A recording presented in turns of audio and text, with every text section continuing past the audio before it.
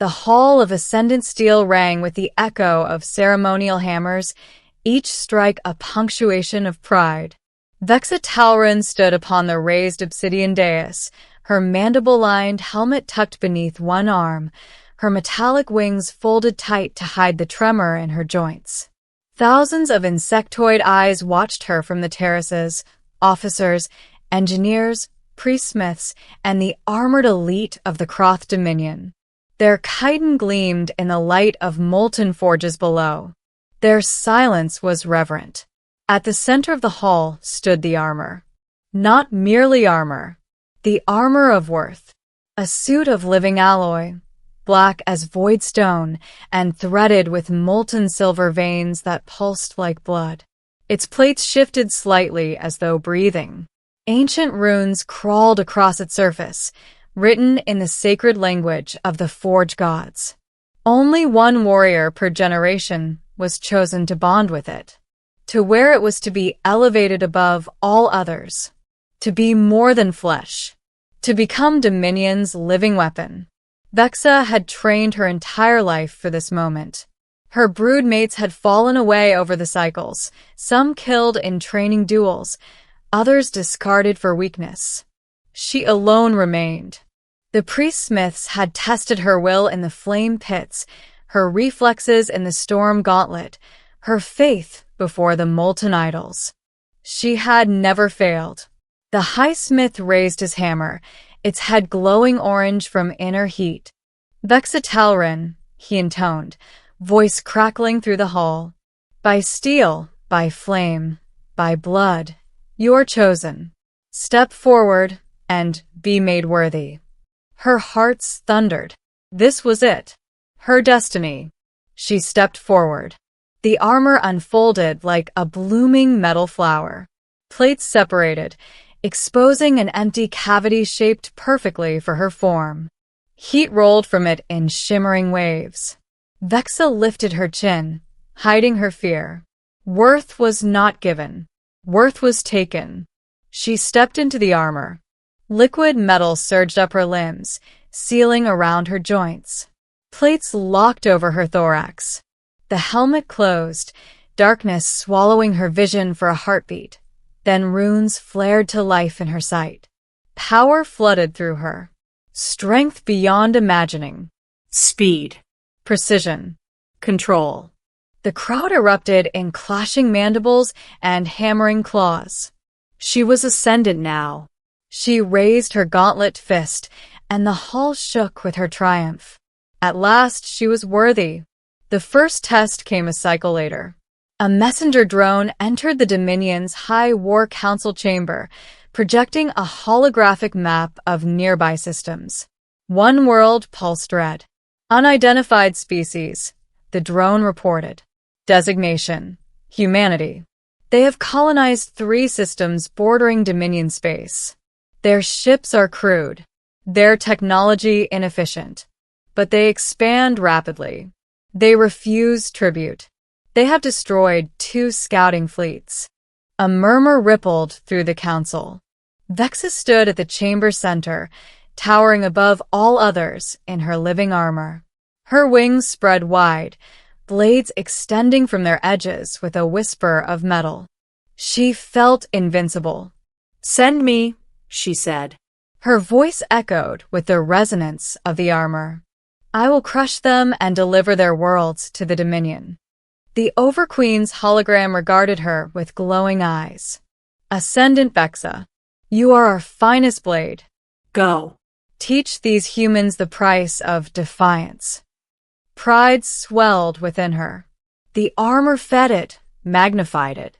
She was the Dominion's chosen. No being could stand before her. The human fleet waited at the edge of the Vega expanse.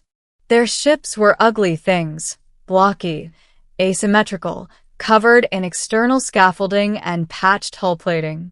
Compared to Dominion war vessels, they looked like scrap welded together by drunk engineers.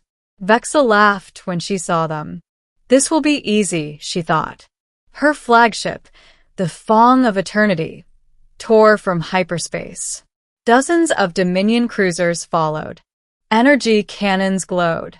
Fighters launched in glittering swarms. The humans did not flee. Instead, they advanced. Crude railguns spat tungsten slugs. Missiles bloomed like metal flowers. The Dominion's shields flared under unexpected intensity. Vexa frowned. Their technology was primitive, but their tactics were unpredictable. "Deploy me," she ordered. A launch cradle opened. She stepped into vacuum, armor sealing tight, wings flaring with ionized light. She streaked toward the nearest human cruiser, like a living comet. Their hull loomed. She struck it with a hammer fist. Metal screamed and buckled. She tore through decks, venting atmosphere and bodies into space. Her armor drank the impact, fed her strength. She was unstoppable. But as she fought, something strange happened. Human soldiers did not scream in terror. They rallied. They coordinated. They retreated and counterattacked with precision. Explosives that should have been ineffective somehow struck joints in her armor. Laser cutters found microseams. She felt heat where no heat should reach. Still, she pushed forward, ripping apart the cruiser's reactor. The ship died in a bloom of light. Victory! Yet when she turned, she saw 3 Dominion cruisers burning. 2 more crippled. Human ships still advanced, damaged but fighting. Annoyance flickered in her chest. They are persistent, she thought. But persistence is meaningless before Ascendant steel. Then a new human ship arrived. Smaller, sleeker. A single vessel cutting through the chaos with silent purpose. And from it came one figure, a human in armor. Not powered like Dominion exocets. Not living metal. Simple plates, gray and scarred, with visible bolts and cables. A visor glowing soft blue. No wings. No runes. No divine craftsmanship. Just a human. Vexa laughed openly. "They send a single soldier to face me?" The human did not respond. They simply accelerated toward her, small thrusters flaring. They collided. Vexa swung a blade wing. The human dodged. Faster than expected. They struck her chest with a kinetic hammer, shockwaves rippling through her armor. No damage. But she felt the impact. Interesting. She attacked again. The human danced away, using bursts of propulsion to stay just out of reach. Then they planted a device on her arm before retreating. A moment later, it detonated. Her arm plating cracked. Not shattered, but cracked. Shock coursed through her. No weapon had ever marred the armor of Worth. She roared and lunged. The human braced and met her charge head-on. They grappled in space, spinning through debris and fire. Vex's strength was immense. But the human fought with technique, leveraging momentum, striking joints, targeting balance. They weren't trying to overpower her. They were studying her, adapting. Finally, Vexa managed to pin the human against a drifting wreck. Her claws closed around their throat. "Primitive creature," she hissed. "You cannot win." The human's voice crackled through comms. "You're wrong." They triggered another device. A pulse of electromagnetic force rippled out. Vex's armor spasmed. Runes flickered. Power stuttered. Not enough to disable her, but enough to make her hesitate. And in that hesitation, the human slipped free. They rose, battered but standing. "You think your armor makes you worthy," the human said. "But it's just armor.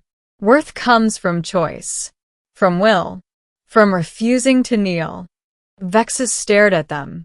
No fear. No awe. Just conviction. The armor around her whispered ancient pride. It urged her to crush this insolent being. But doubt crept in. She had believed herself chosen. Superior. Divine. Yet this human, without sacred steel, without blessing, had faced her. Hurt her. Shaken her certainty. Their fleet still fought, still resisted, still refused to bow. The Dominion fleet began to retreat. For the first time in her life, Vexa tasted something new. Not defeat, but humility. Cycles later, Vexa stood on a quiet observation deck aboard a Dominion station. Her armor rested behind her, dormant. She no longer wore it constantly. She didn't need to.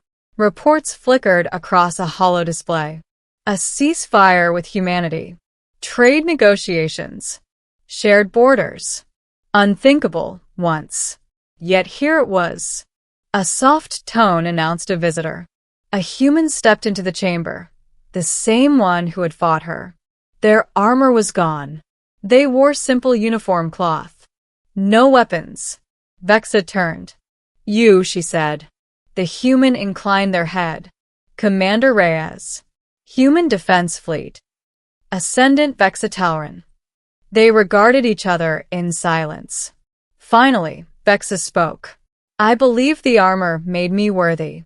That without it, I was nothing. Reyes smiled faintly. Funny. I thought the same about my rank once. Titles. Medals. Ships. But none of that makes someone worthy. Actions do. Vexa looked at the sleeping armor. I was chosen by the Forge gods, she said softly. Yet I was hollow. You showed me that. Reyes shrugged. You did the hard part. You listened. For an insectoid warrior bred for conquest, admitting change was rare. But Vexa did not look away. What now? She asked. Reyes extended a hand. Now we build something better. Together. Vexa stared at the small human hand. No claws. No armor. No strength beyond flesh. Yet she clasped it. And felt something she had never known in all her years of striving for worth. Not power, but purpose. Far away, in the hall of Ascendant Steel, the armor of Worth stood silent and empty. For the first time in Dominion history, no one rushed to claim it. Because Worth, it seemed, had never belonged to armor at all. Vexa remained at the viewport long after Commander Reyes departed. The stars outside shimmered like scattered embers across a black forge. For the first time since her ascension, she felt the weight of her own thoughts unfiltered by the armor's whispering pride. Behind her, the armor of Worth stood upon its pedestal. Silent, patient, eternal. It had never been merely metal. It was tradition, Dominion identity, a promise that greatness could be bestowed rather than earned. Every ascendant before her had merged with it and disappeared into legend, their individuality consumed by the role. Vexa stepped closer to it now. The runes along its surface stirred, sensing her presence. The armor wanted her again. It offered strength, certainty, glory. For a moment, she was tempted. Without it, she was simply Vexa. Flesh, mind, will, fallible. With it, she was unstoppable. Yet she remembered the human in battered armor, standing against her in the void. No divine forge, no chosen destiny, just stubborn defiance and belief in self-earned worth. Vexa lifted one claw and touched the armor's chestplate. I am grateful, she said quietly, but I will not be ruled by you again. The runes dimmed, not in anger, in acceptance. She turned away.